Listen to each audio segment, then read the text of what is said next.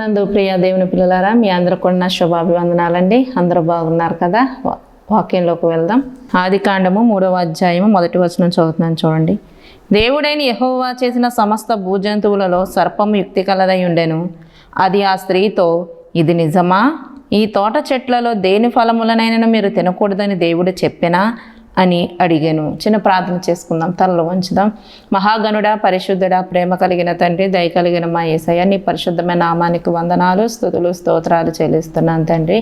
ఈ దినం ఈ రీతిగా నాయన ప్రభువును నడిపించిన తండ్రి నీకు వందనాలు అయ్యా. నన్ను మరుగు చేయండి అయ్యా. నా శరీర ప్రాణాత్మని చేతులుగా అప్పగిస్తున్నాను. మీరే నాయన, నీ బిడ్డలు ఎంతమంది బిడ్డలు నాయన ఈ వాక్యం వింటున్నారు, వారందరితో మీరే మాట్లాడండి ప్రభా. వారి హృదయాలు వాక్యాలను భద్రపరచండి. మీరే సహాయం దయచేయండి. మీరే సూటిగా తేటగా ప్రతి ఒక్క బిడ్డతో మాట్లాడమని, వారి జీవితాలు సరిచేసుకునే కృప, ధన్యత, నా అటువంటి మనసు ప్రతి ఒక్కరికి దయచేయమని యేసు పరిశుద్ధ నామమున వేడుకొని ప్రార్థిస్తూ ఉన్నాను పరమ తండ్రి, ఆమేన్. ఇందా చదవబడిన వాక్యంలో మనందరికీ తెలిసిందే కదండి. మొదటి నుంచి ఆదాము అవ్వల స్టోరీ మనందరికీ తెలిసిందే. దేవుడు ఆదాముని ఈ భూమి మీద తన ముందు సృష్టిని అంతటిని కలుగజేసి తర్వాత తన చేతులతో ఆదామును నిర్మించుకున్నాడు. దేవుడు తన రూపంలోనికి నిర్మించుకుని తన ఊపిరిని పోసి, జీవాయువుని పోసి ఆదాముని నిర్మించాడు. అయితే ఆదాముని ఒక ఏదైనా తోటను నిర్మించి ఆ ఏదైనా తోటలో ఆదామును ఉంచాడు. అంతా మనకు తెలిసిందే. ఏమన్నాడు ఆదాముని? ఆ తోటలో ఉంచి చక్కగా ఈ తోట అంతా చూసుకుంటూ ఉంటూ, తోటలో ఉన్న కావాల్సినవి తింటూ ఉంటూ నువ్వు చక్కగా చూసుకో అని దేవుడు ఒక బాధ్యతను ఆదాము గారికి అప్పచెప్పారు. తర్వాత నరుడు ఒంటరిగా ఉండటం మంచిది కాదని దేవుడు అవ్వమ్మ గారిని నిర్మించి అవ్వమ్మ గారిని ఆదాము గారికి జతగా ఉంచాడు దేవుడు. వాళ్ళిద్దరిని దేవుడు ఏం చెప్పాడంటే, ఈ తోటలో సకల వృక్షాలు ఉన్నాయి, సకల వృక్ష ఫలాలు ఉన్నాయి, సమస్త ఫలాలు ఉన్నాయి. మీరు ఏం చేయండి అంటే చక్కగా తినండి, చక్కగా తోటను చూసుకుంటూ ఉండండి, మీరు చక్కగా ఈ తోటలో ఉండండి, మీరు స్వేచ్ఛగా తిరగచ్చు. మీకు ఈ తోటని, ఏదైనా తోటని, ఈ సృష్టిని మీకు అప్పచెప్పుతున్నాను, నేను ఆదాముకి అప్పగిస్తున్నాను. నువ్వు చక్కగా చూసుకో, నీ మీద ఒక నమ్మకంతో నీకు ఈ బాధ్యత నీకు అప్పగిస్తున్నాను నేను దేవుడు ఆదాము చేతిలో ఈ సృష్టిని పెట్టి వెళ్ళాడు. చక్కగా ఆదాము అవ్వగారు చక్కగా కావలసిన పళ్ళు కోసుకుని తింటున్నారు, చక్కగా తోటను చూసుకుంటూ ఉంటున్నారు. అయితే దేవుడు అన్నాడు, అదిగో ఆ తోటల మధ్యలో, చెట్ల మధ్యలో ఉంది చెట్టు, మంచి చెడుని చూపించే చెట్టు, ఆ చెట్టు ఫలాలు మట్టికి తినొద్దు, మిగతా చక్కగా బోల్డ్ ఫలాలు ఉన్నాయి, అవన్నీ తినండి. ఆ చెట్టు జోలికి మట్టికి, ఆ ఫలం జోలి మట్టికి అస్సలు వెళ్ళకండి మీరు అని దేవుడు వాళ్ళకు ముందుగానే చెప్పి వెళ్ళాడు. వాళ్ళు చక్కగా తోటలో తిరుగుతూ ఉన్నారు. దేవుడు ప్రతిరోజు వాళ్ళ దగ్గరికి వచ్చి వాళ్ళతో కాసేపు సహవాసం చేసి, వాళ్ళతో ఒక స్నేహం చేసి, వాళ్ళతో మాట్లాడి చక్కగా తోట పరిస్థితులన్నీ తెలుసుకొని మళ్ళా దేవుడు వెళ్ళిపోయేవాడు. అంటే ఒక నమ్మకంగా ఆదాముకి ఆ బాధ్యతను అప్పగించాడు దేవుడు. ఆ తోటను చూసుకో, చక్కగా నీకు అన్నీ సమకూడ ఉన్నాయి, మీరేం వండుకోక్కర్లేదు, తెచ్చుకోక్కర్లేదు, కష్టపడాల్సిన అవసరం లేదు, కోసుకుంటాం తింటాం. అండ్ ఈ రోజుల్లో ఒకవేళ మిమ్మల్ని మీరు ఏ పనికి వెళ్ళొద్దు, చక్కగా ఇంట్లో ఉండండి. అలాగా మీకు కావాల్సినవి అన్నీ నేను తెచ్చి పెడతాను, కానీ నేను చెప్పిన మాట వినాలి, నేను చెప్పినట్టు చేయాలంటే ఎవరికి బాధ ఉండదండి? ఏంటి చక్క పనిలోకి వెళ్ళొద్దా? అన్నీ తెచ్చిపెట్టి ఇచ్చేస్తారా? ఆయన చెప్పినట్టు చేయాలా, మాట వినాలా? ఇదేదో బాగుందిలే అని చాలామంది ఆ మాటకు లోబడతారు. ఎందుకు? ఈరోజు ప్రతి ఒక్కరూ కష్టపడేది ఎందుకంటే ఆ ముద్ద కోసమే, ఆ కడుపు నింపుకోవడం కోసమే, మన అవసరతలు తీర్చుకోవడం కోసమే కదండి ఏ మనిషి అయినా కష్టపడేది. ఈరోజు పొద్దున్ననగా లెగిసి ఎండలో కష్టపడి చెమటోడ్చి రూపాయి డబ్బులు తెచ్చుకుని ఎందుకు? కుటుంబం పోషించబడడానికే, అవసరాలు తీర్చడానికే కదా. అలా మీకు ఏ పనికి వెళ్ళొద్దు, మీకు అన్నీ తెచ్చిపెట్టేస్తానంటే ఎవరికి సంతోషంగా ఉండదు? చక్కగా కూర్చుని తింటాక ఏంటి బాధ? ఏ బాధ ఉండదు కదండి. వండుకోవాల్సిన పని ఉండదు, వండేసి తెచ్చేసి ఇచ్చేస్తారు, నీకేం కావాలో అన్నీ తెచ్చి ఇచ్చేస్తారు, ఇంకా బాధ ఏంటి? బాధ ఏమీ ఉండదు. వాళ్ళు చెప్పిన మాటకు లోబడి చెప్పినట్టు చేస్తే సరిపోద్ది.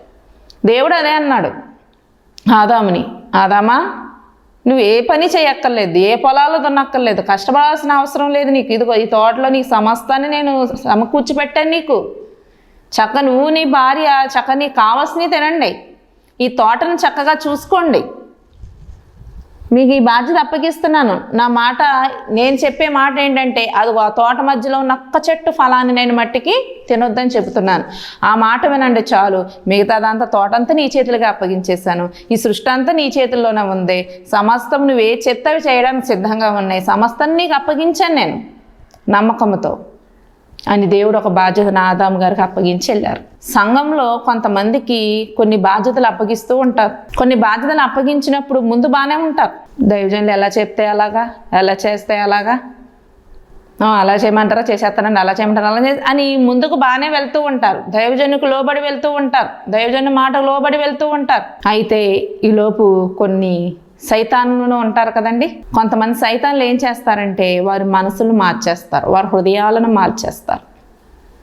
నువ్వే చేయాలా, నువ్వే చెందాలా, నీకు ఇంత ఆధిక్యత ఉంది కదా, నీకు చక్కగా పాటలు పాడడం వచ్చు, వాక్యం చెప్పడం వచ్చు, ఆరాధన చేయడం వచ్చు, ఇంకెందుకు ఆయన పట్టుకుని కూర్చున్నావు నువ్వు? చక్కగా నువ్వు ఇంకో సంఘం పెట్టేసుకెళ్ళి చక్కగా నువ్వు ఏదో ఊళ్ళో ఏదో చేసేసుకో. వాళ్ళని అట్టుకుని కూర్చోవాలా మనం? మనకు అన్నీ వచ్చు కదా అని కొంతమంది సైతానులు ఏం చేస్తారంటే ఎదుటివారి నమ్మకంగా ఉన్న వారి హృదయాల్లో విషబీజాలు నాటుతూ ఉంటారు. ఆదాం గారి దగ్గరికి సాతాను వచ్చాడు ఒకసారి. అయితే ఆదాం ఏం చేశాడంటే సైతాన్ని గద్దిస్తాడు. ఏదో రకంగా పండు తినిపించేయాలని, ఏదో రకంగా వాళ్ళ మనసుల్లో వ్యతిరేకతలు కల్పించాలని వాడు వచ్చాడు. కానీ ఆదాం లొంగలేదు. లొంగకపోయేసరికి ఓ రోజంట అవ్వమ్మ గారు ఆ తోటలో తిరుగుతాక వెళ్ళిందంట, తోట చూద్దాం సరదాగా అని. అయితే ఆదాము గారు అవ్వమ్మ గారు ఎప్పుడు జతగా ఉండి వాళ్ళు ఆ తోటలో తిరుగుతూ సంతోషంగా నవ్వుకుంటూ ఆనందంగా ఉన్నప్పుడు ఈ సైతాన్ గారికి అవ్వమ్మ గారి దగ్గరికి వెళ్ళడానికి కుదరడం లేదు. ఎందుకంటే పక్కన ఎప్పుడు ఆదాము గారు ఉంటున్నారు కాబట్టి. ఈసారి స్త్రీ అయిన అవ్వమ్మ గారు ఏం చేసిందంటే ఒంటరిగా దొరికేసింది. ఎవరికి? సైతానికి. అవ్వమ్మ గారు తోట చుట్టూ తిరుగుతూ ఉందంట మామూలుగా చూద్దామని. ఈ లోపు వచ్చేసింది సైతాన్, సర్పం రూపంలో వచ్చేసింది. ఏమంటుంది? ఇందా చదివాం కదా వాక్యం, దేవుడైన యెహోవా చేసిన సమస్త భూజంతువులలో సర్పము యుక్తి కలదై ఉండెను, అది ఆ స్త్రీతో ఇది నిజమా అంటుందంట. ఏమంటుందండి? ఇది నిజమా? ఈరోజు చాలామంది చూడండి, కొంతమంది వాళ్ళ ఇంటికి వెళ్ళి వాళ్ళకి ఆ ఇంట్లో ఏదో సంథింగ్ ఏదో గొడవ జరుగుద్ది, ఏదో ఇబ్బంది ఏదో జరుగుద్ది. వాళ్ళకి తెలిసి మళ్ళీ ఏమరంటేందంట, ఇలా జరిగిందంట కదా, అలా కొట్టారంట కదా, అలాగయిందంట కదా, ఎంత వచ్చిందంట కదా, ఇది నిజమేనా అని అడుగుతారు. వీళ్ళ సర్పం లాంటి వాళ్ళు, సైతాన్ లాంటి వాళ్ళు, వీళ్ళు యుక్తి గలవైన వాళ్ళు, వీళ్ళు బాగా తెలివితేటలు ఎక్కువ, ఎక్కడ ఎలా మాట్లాడాలి, ఎవరితో ఎలా ఉండాలో తెలిసిన సైతాన్ లక్షణాలు కలిగిన వారు వీళ్ళు. ఆ సైతాన్ వచ్చి అమ్మగారితో ఏమంటుందంట, ఇది నిజమా అని అడుగుతుందంట. చూడండి ఎంత ఇలాంటి మనుషులు ఈ రోజుల్లో ప్రతి కుటుంబాల్లో దగ్గరికి వచ్చే వాళ్ళు ఉన్నారు, ప్రతి సంఘంలో కూడా ఉన్నారు. పాస్టర్ గారు అలాగంట కదా, పాస్టర్ గారికి ఎలాగంట కదా, అది కొనేసారంట కదా, ఇది కట్టేశారంట కదా, ఇది చేసేసారంట కదా, ఇది నిజమా అని అడుగుతారు ప్రతి సంఘంలో. ఈ సైతాన్ కూడా అంట అమ్మమ్మ గారి దగ్గరికి వచ్చి అంటుందంట, ఏమనంటే ఇది నిజమా? ఇంకేముంది అక్కడ, ఈ తోట చెట్లలో దేని ఫలములైన మీద తినకూడదని దేవుడు చెప్పేనా అని అడిగిందంట. చూసారా, దానికి తెలుసు కూడా అవ్వమ్మ గారిని మోసపరచాలి కదా, ఆ పండు తినేలా చేయాలి కదా, అందుకు చాలా లైగా మాట్లాడుతుంది అవ్వమ్మ గారితో. ఇది నిజమా? దేవుడు మిమ్మల్ని ఏమన్నా ఈ తోటలో ఏమన్నా ఫలాలు తినొద్దని చెప్పాడా అన్నాడు. ఇటువంటి మనుషులు మన దగ్గరకు వస్తూ ఉంటారు, మనల్ని పాపంలో పడేయడానికి వస్తారు, దేవుని నుంచి దూరం చేసేయడానికి వస్తారు. ఏమంటారో తెలుసా? ఇలాగంట కదా, ఇలా జరిగిందంట కదా, ఇది నిజమేనా? ఇంకెందుకు మరి నువ్వు అక్కడ, ఇంకెందుకు ఆ సంఘంలో, ఇంకెందుకు ఆ దైవజనుడి దగ్గర? మీకు బలం లేదా, శక్తి లేదా, జ్ఞానం లేదా, మీకు అది రాదా, బైబిల్ చదవలేదు రాదా, ఇంకెందుకు ఆ సంఘంలో? వెళ్ళిపోండి బయటికి, చక్కగా ఎక్కడైనా ఇంకో సంఘం పెట్టుకోండి. సైతాను అవకాశం ఇస్తే మనని శాపగ్రస్తులుగా చేసేస్తాడు వాడు. అవ్వమ్మ గారి దగ్గరకు వచ్చి ఇది నిజమా, ఏమైనా పండు తినొద్దని చెప్పాడా దేవుడు అని అడిగాడండి. అప్పుడు అవ్వమ్మ గారు ఏం చేయాలండి? ఆవిడ ఏం చేసింది? అప్పుడు ఆవిడ అంటుంది, అందుకు స్త్రీ ఈ తోట చెట్ల ఫలములను మేము తినవచ్చును, అయితే తోట మధ్యనున్న చెట్టు ఫలములను గూర్చి దేవుడు మీరు చావకుండినట్లు వాటిని తినకూడదనియు వాటిని ముట్టకూడదనియు చెప్పినని సర్పముతో చెప్పిందంట. ఇప్పుడు ఇదే మాట ముందు ఆదమ్మ గారి దగ్గరికి వెళ్ళింది సర్పం, సైతాన్. ఆదమ్మ గారు ఏం చేశారు? గద్దించాడు. అవ్వమ్మ గారు ఏం చేసింది? ఉన్నది ఉన్నంత చెప్పేసింది. ఈరోజు చాలామంది మనుషులు అలాగే ఉన్నారండి. ఎవరైనా దగ్గరకు వచ్చి ఏదైనా ఇలాంటి మాటలు మాట్లాడినప్పుడు నువ్వేం చేయాలో తెలుసా? వెంటనే గద్దించాలి. ఒకవేళ నీ కుటుంబంలో వారి గురించే నీకు చెడుగా చెప్పచ్చు, నీ కుటుంబంలో ఉన్న నీ భర్త గురించో, నీ భార్య గురించో, నీ తల్లిదండ్రుల గురించో, లేకపోతే నీ తోబుట్టుల గురించో, నీ బిడ్డల గురించో వ్యతిరేకతలు కల్పించి కుటుంబాన్ని నాశనం చేసేయాలని చాలామంది ఈ సైతానులు ముఖాలు వేసుకుని వస్తారు ఇంటికి. అప్పుడు నువ్వు వాళ్ళతో మాట కలపకూడదు, గద్దించు. మీకేంటి అవసరం? నా కుటుంబ విషయాల్లో మీకేంటి అవసరం? నా కుటుంబ గొడవల్లో మీకేంటి అవసరం? ఇలా జరిగిందని మీకు ఎవరు చెప్పారు అని మనం మాటకు మాట మొదరికించినప్పుడు మరల మన జోలికి రారు వాళ్ళు, మరల మన దగ్గరికి రారు. నువ్వేం చేస్తావంటే వచ్చాళ్ళు జాతీయగా కూర్చుని ముందు ఏ పంచదారకనో ఉప్పుకనో వస్తారు, నూనెకనో కందిపప్పుకనో వస్తారు, జాయిగా కూర్చుంటారు. కూర్చుని ఏంటమ్మా అలా ఉన్నావు, ముఖం ఏంటి అలా నీరసంగా ఉంది, ఏ పడుకోలేదా, రాత్రి నిద్రలేదా, నీరసంగా ఉందా, ఏమైనా గొడవలైనయా, ఇంట్లో ఏమైనా సమస్యలా, జాయిగా మొదలెడతారు. అయ్యో పిల్ల నీకు ఎంత కష్టం వచ్చిందో. అంతే మీ అత్తగారు అర్థం చేసుకోదు, నిన్ను గొడ్డు సాగిరి చేస్తున్నావు నువ్వు, ఇంట్లో అన్నీ చేసి పెడుతున్నావు అంతే. అలాగ అంటారు. మీ అత్తగారు అసలు మంచిది కాదు, అమ్మో ఎలాంటిది అనుకున్నావు, మేము ఎన్నిసార్లు చూసామో ఆవిడ గొడ్డుతనాన్ని అని జాయిగా ఇంట్లో కలహాలు పెట్టడానికి మొదలెడుతుంది. అప్పుడు నువ్వు వెంటనే ఏం చేయాలి? ఏం చేస్తాం, మా కర్మ అంతే కాలిపోయింది అని నీ ఇంట్లో గుట్టు బయటెట్టి నీ ఇంట్లో వాళ్ళు నువ్వే లోకు చేస్తున్నావు. అదే మాట అన్నప్పుడు నువ్వేం చేయాలి? మీకు ఎందుకండి మా ఇంట్లో గొడవలు, నువ్వు దేనికి వచ్చేది దాన్ని తీసుకుని వెళ్ళండి, కుటుంబం అన్న గొడవలు ఉంటాయి, మేమే సర్దుకుంటాం, మేమే చేసుకుపోతాం అని మనం మొదటికిచ్చినప్పుడు వాళ్ళు మరల ఇంకో మాట మాట్లాడలేరు. ఇంకోసారి మన గుమ్మంలోకి వచ్చి ఏదైనా అవసరం పట్టుకుని వెళ్తారు, కానీ మళ్ళీ ఎదిరికించి మన ఇంట్లో వ్యతిరేకతలు రేపే మాటలు వాళ్ళు మాట్లాడలేరు అండి. ఎవరు ఏం చెప్పినా మనం నమ్మకూడదండి. ఎందుకంటే మన ఇంట్లో మనం భార్యాభర్తలైనా ఎవరైనా ఏ బంధమైనా దెబ్బలాడుకున్నా ఏం చేసుకున్నా మళ్ళీ కొన్ని రోజులు కోపం చల్లారుతుంది, మళ్ళీ ఒకళ్ళు కలుసుకుంటాం. కానీ నీ కష్టం వచ్చినా వాళ్ళకి కష్టం వచ్చినా ఒకళ్ళొకరు సహాయం చేసుకుంటారు, తప్పదు అది బంధాలన్నాక. వేరే వ్యక్తి వచ్చి నీకు ఏ మాటలన్నా నీ ఇంట్లో వాళ్ళ గురించి, నిన్ను పోషించే వారి గురించి, నిన్ను సంరక్షించే వారి గురించి వ్యతిరేకంగా మాట్లాడినప్పుడు వాళ్ళతో నువ్వు మాట కలపకు.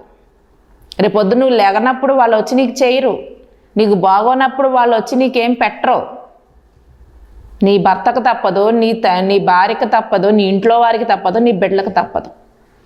అది ఎప్పుడు ఇంట్లో వాడిని బయట వారి ముందు లోకొచ్చేసుకోరు. ఎన్ని గొడవలు ఉన్నా లోపల సర్దుకుపోవాలి తప్ప బయటకి నీ కుటుంబాన్ని అలర చేసుకోకూడదు, బయటకి నీ ఇంటి వాళ్ళని లోకు చేయకూడదు. ఎవరైనా సరే, ఒక భార్య అయినా, భర్త అయినా, అత్త అయినా, కోళ్ళైనా, మాంగారైనా, కొడుకైనా, కూతురైనా, ఎవరైనా సరే, కోళ్ళైనా సరే, ఇంట్లో గొడవలు ఉంటాయి, ఇంట్లోనే సర్దుకుని ఇంట్లోనే సమాధానం పడాలి తప్ప నీ కుటుంబాన్ని బయట వారి ముందు లోకు చేసుకోకూడదు, నీ ఇంట్లో వారిని బయట వారి ముందు లోకు చేయకూడదు.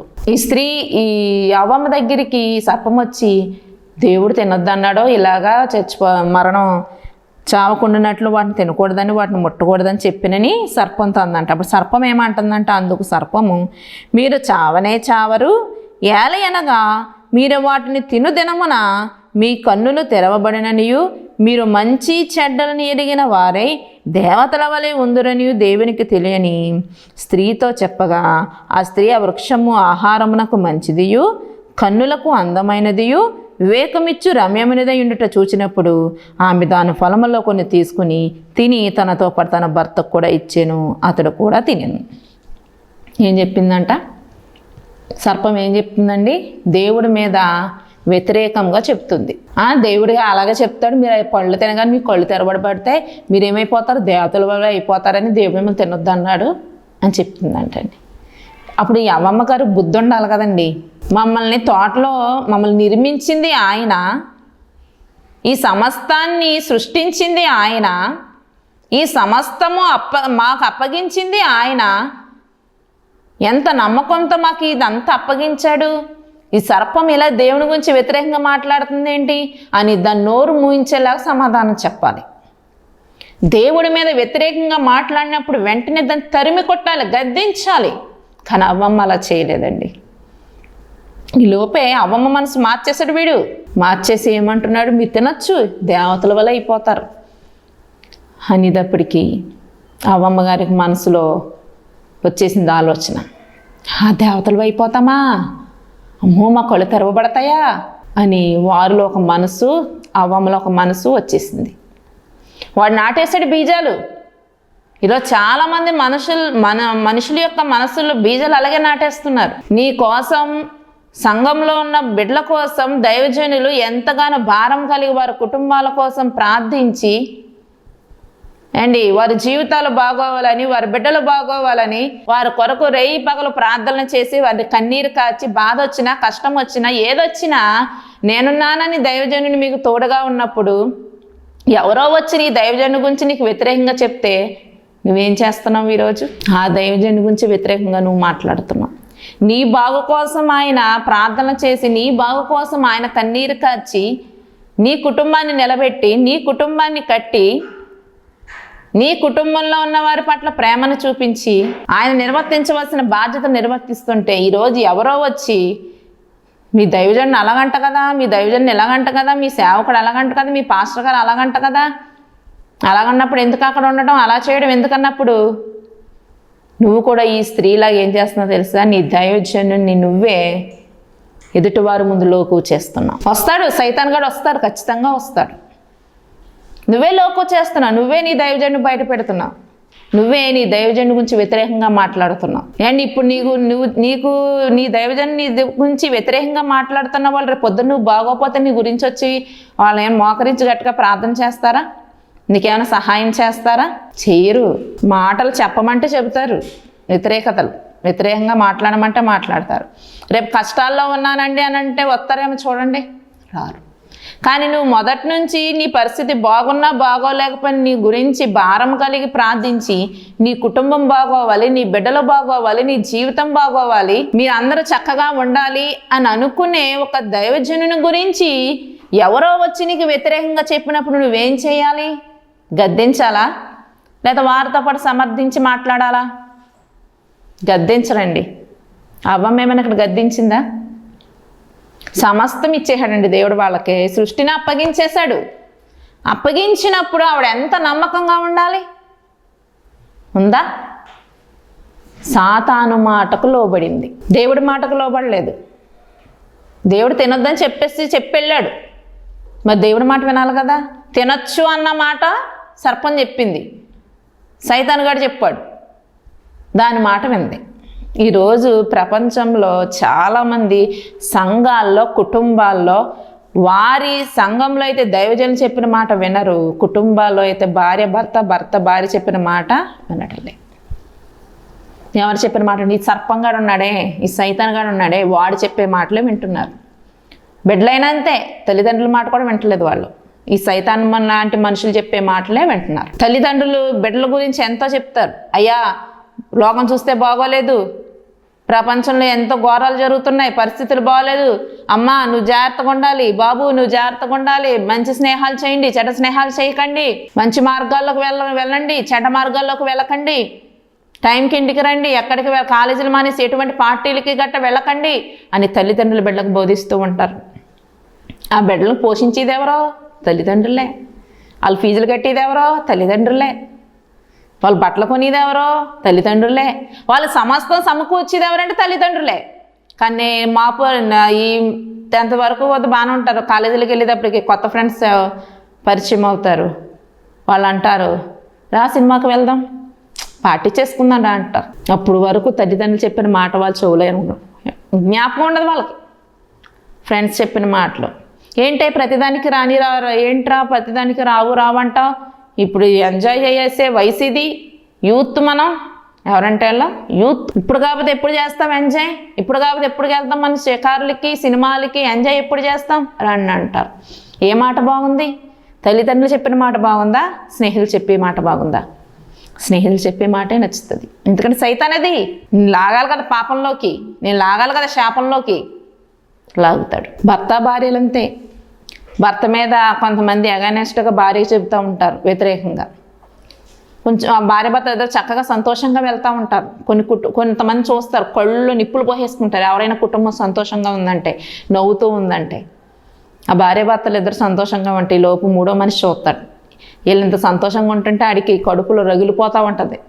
ఏదో రకంగా ఆ సంతోషాన్ని పోగొట్టేయాలి అనుకుని భర్త లేని సమయంలో భార్యకి, భార్య లేని సమయంలో భర్తకే వాళ్ళ మీద వీళ్ళ మీద వ్యతిరేకంగా చెప్పేస్తారు. అప్పుడు వాళ్ళు ఏం చేయాలి? భార్య భర్తలో మొదటి మాట చెప్పిన వ్యతిరేక మాట వచ్చినప్పుడే గద్దించు. నా భర్త ఎటువంటి వాడో నాకు తెలుసు అని నువ్వు గద్దించాలి. నా భార్య ఎటువంటిదో నాకు తెలుసు అని నువ్వు గద్దించాలి.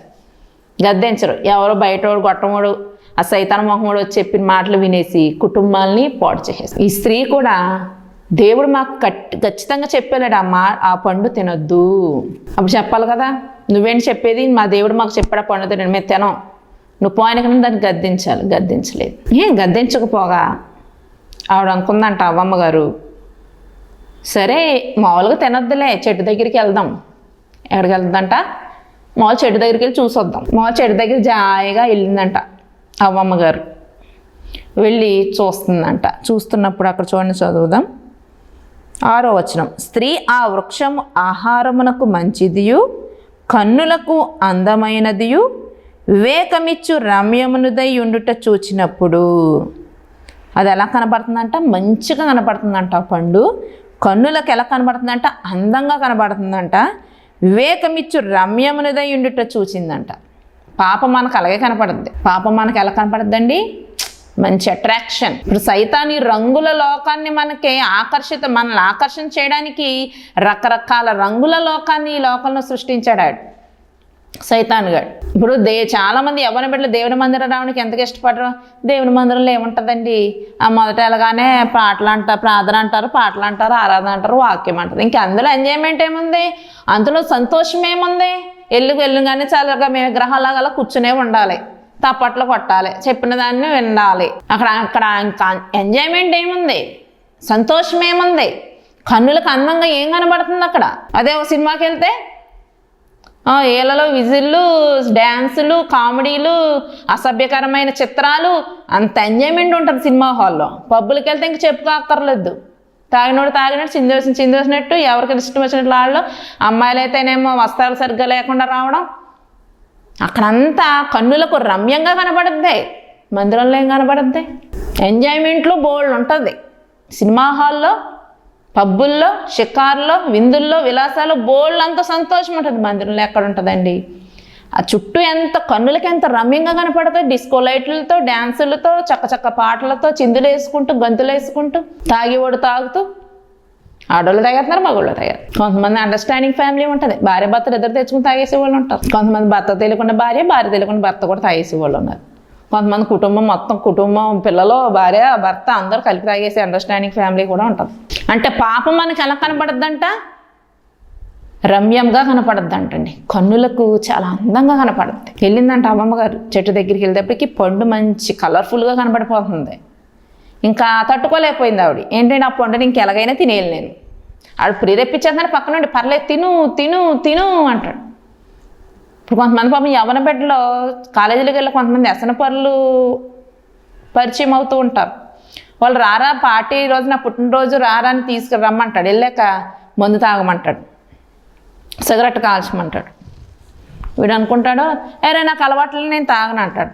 వాళ్ళు ముందు సరే అయితే థమ్సప్ అయినా తాగు అంటారు. సరే థమ్సప్ తాగుతాడు.